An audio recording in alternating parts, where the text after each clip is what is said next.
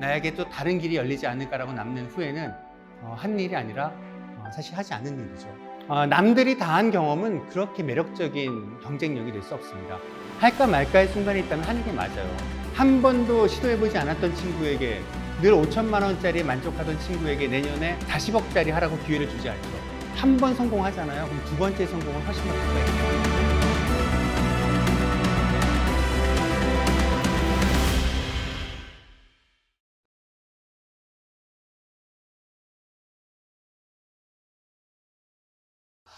네, 안녕하십니까. 저 MBC의 김진만 PD입니다. 오늘 LG 엔솔에 오게 돼서 너무 반갑습니다.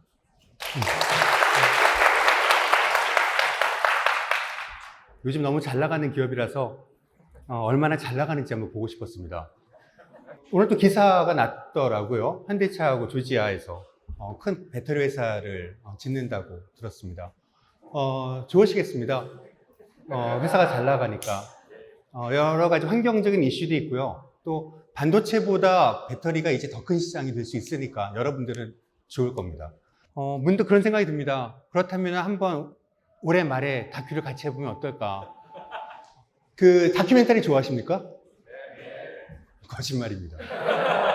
여러분들은 다큐를 좋아하지 않습니다. 오늘 제가 여기서 좀 말씀드리고 싶은 거는요, 20년 넘는 이제 콘텐츠를 만들어 왔고요. 가장 중요한 거 하나를 뽑자고 한다면 저는 경험이라고 생각을 합니다. 너무 좋습니다. 젊은 친구들이 너무나 많고요. 아까 보니 70%가 20, 30대 젊은 분이라고 들었습니다. 이분들이 새로운 경험을 갖고 들어왔고요. 여기서 또 새로운 경험을 한다면 굉장히 큰 힘이 될 수 있다고 생각을 해요. 제가 다큐 팀장을 할 때 여러 후배들과 이제 프로그램을 같이 기획하고 만듭니다. 가장 기억에 남는 게 너를 만났다 라고 하는 휴먼 다큐입니다. 혹시 너를 만났다라고 보시는 분 계십니까? 네. 몇 분 안 되시는군요. 여러분들은 다큐를 좋아하지 않습니다. 갑작스럽게 가족을 잃은 사람들의 이야기입니다. 근데 이거를 VR 기술을 활용을 해서 마지막 작별 인사를 할 수 있도록 기회를 주는 휴먼 다큐죠. 너를 만났다라고 하는 이 프로그램을 만든 PD는 전자공학과 출신이에요. 사실 PD의 99%는 다 인문학도들입니다. 하지만 전자공학과를 나오는 이 친구는 항상 이런 것들에 관심이 있었고요. 새로운 기술에 관심이 많았어요. 휴먼 프로그램, 휴먼 다큐의 기술을 접목해서 좀 새로운 장르를 만들어 보고 싶다고 했고요. 1년간 고민 끝에 만든 게 너를 만났다라는 겁니다. 유튜브에서 한 7천만 뷰를 기록했고요. BBC와 해외에서 굉장히 큰 관심을 갖고 또 방영하기도 했었습니다. 저는 이거는 이 친구이기 때문에 가능했던 생각이라고 생각을 합니다. 왜냐하면 이런 전자공학적인 베이스가 없고 거기에 관심도 없고 경험조차 하지 못한 친구가 어느 날 갑자기 VR 기술과 3D 기술을 가지고 와서 새로운 걸 해보겠다고 얘기할 수가 없기 때문입니다. 결국 창의적인 아이디어는 경험에서밖에 올 수 없다고 생각을 합니다. 보다 많은 경험을 한 사람들이 좋은 아이디어를 내죠. 제가 2019년에 곰이라는 다큐멘터리를 창사 다큐를 했었습니다. 혹시 보신 분 계십니까? 불편하실 것 같아서 더 이상 질문하지 않겠습니다. 그런 거 어쨌든 했습니다. 전 세계에 살고 있는 곰들에 대한 이야기고요. 영국하고 처음에 같이 기획을 했어요. 이번에는 어떤 걸 통해서 환경을 보여드릴까 고민을 했었고요. 곰이라는 게 매력이 있거든요. 곰의 리서치를 시작했는데 알게 된 게 곰이 엄청난 맹수라는 겁니다. 곰은 진짜 맹수입니다. 혹시 곰과 숲에서 1대1로 만나보신 분 계십니까? 죽은 척 하라고 많이 이야기하죠. 이소부화 때문에 그러는데 저희가 1년 반 동안 곰을 쫓아다니고 많은 사냥꾼과 전문가들을 만났는데 제발 죽은 척 하지 말래요. 곰은 죽은 고기를 잘 먹는다는 겁니다. 썩은 고기도 좋아하고요. 어떻게 해야 될까요? 곰을 만났어요. 이제 어떻게 해야 될까요? 도망치면 죽습니다. 100m를 7.5초에 뛴다는 거죠. 20분 동안 전속력으로 달립니다. 나무에 올라가지 마십시오. 저희가 반달곰을 6개월 촬영했는데 원숭이처럼 나무와 나무 사이를 날아다닙니다. 곰에 대해서 조사를 할수록 알게 된 게 엄청나게 위험하다고 생각을 했고요. 솔직히 이건 내가 하면 안 되겠다라는 생각도 했습니다. 이제 이런 거야말로 후배들한테 기회를 주는 게 선배의 역할이 아닌가라고 생각을 했어요. 후배들을 불러서 이야기를 했습니다. 두 종류의 후배가 있습니다. 부정적인 후배들, 긍정적인 후배들입니다. 부정적인 후배들은 기회를 갖지 못합니다. 제가 부르면 알잖아요. 저 인간이 왜 부르는구나 알죠. 그럼 자리에 앉으면서 자기는 자연 다큐에는 예전부터 관심이 없다. 동물 중에 이상하게 곰이 혐오스럽다. 뭐 이런 이야기를 합니다. 그런 친구에게 어떻게 억지를 맡길 수 없죠. 어떤 친구들은 관심이 없었지만 들어보니 재밌을 것 같다면서 공부해 보겠다고 하는 친구들이 있습니다. 기회는 그 친구들이 가져갑니다. 다큐를 할 때요, 보통 5천만 원 정도 합니다. 지상파는. 하지만 크게 하는 다큐는 30억, 40억 큰 다큐들이 있습니다. 큰 다큐들이 아마 시청자들이 훨씬 더 많이 기억하는 다큐죠. 이런 다큐는 어떤 PD들이 하냐면요, 고전에 큰 걸 했던 친구들이 또 큰 걸 합니다. 한 번도 시도해보지 않았던 친구에게, 늘 5천만 원짜리에 만족하던 친구에게 내년에 40억짜리 하라고 기회를 주지 않죠. 그러다 망하면 부서가 입는 데미지가 큽니다. 예산도 줄 거고요. 다른 부서의 눈총도 있죠. 그래서 성공했던 친구들에게 다시 기회를 줍니다. 훨씬 더 실패할 확률이 줄어들기 때문이죠. 결국에 경험한 사람들이 성과를 내고요. 그 성과는 다시 기회로 이어지곤 합니다. 마크 트웨인이라는 작가가 있습니다. 한번 기억하시면 좋을 구절입니다. 20년 후에 여러분들이 후회할 거는요, 여러분들이 한 일이 아닙니다. 하지 않은 일을 후회합니다. 저도 콘텐츠를 20년 동안 만들었고요. 솔직히 한 일도 엄청 후회합니다. 내가 그걸 왜 했을까? 근데 더 큰 후회는 하지 않은 일이죠. 만약에 그때 내가 그걸 했더라면 지금 나는 좀 더 다른 모습이 되어 있지 않을까?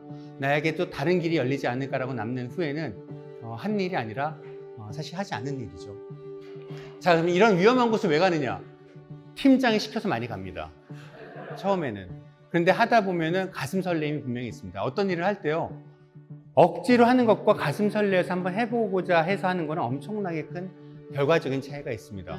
주 5일제죠. 52시간 근무도 있습니다만, 그렇다고 제가 뭐 많이 일하라고 강요하는 건 아닙니다. 때로는 밤을 샐 일도 있겠죠. 억지로 하는 일은 밤을 새기가 어렵습니다. 성과도 나지 않습니다. 의미도 없습니다. 하지만 자신이 정말로 하고 싶은 일이라면 밤을 새든 잠을 자지 않고 집에서 고민을 하든 그게 그렇게 고통스러운 경험이 되지는 않을 겁니다. 왜냐하면 가슴이 설레기 때문이죠. 근데 하고 싶은 거를 하는 건 회사가 아닙니다. 해야 하는 걸 하는 곳이 회사죠. 자기가 원하는 일을 사실 잘 못합니다. 조직이 원하는 일을 해야 되죠. 해야 하는 일을 해야 합니다. 아마존이 그런 프로그램이었죠. 팀장이 어느 날 아마존에 대한 책을 보고 있다는 흉흉한 소문이 돌기 시작을 했습니다.